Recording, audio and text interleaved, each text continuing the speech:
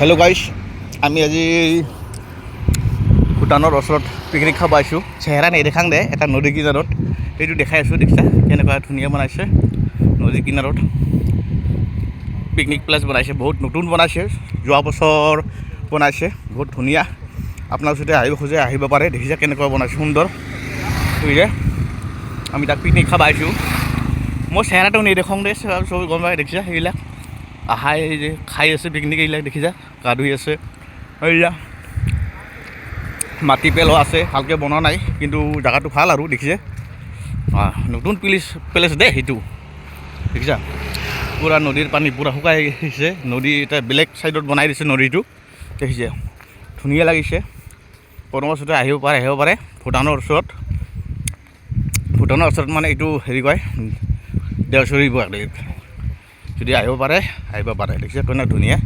দেখিছে সেইটো ৰাস্তা।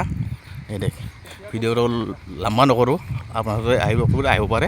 কমেণ্টত সুধিব পাৰে, জেগাটো মই কমেণ্টত কৈ দিম। দেখিছা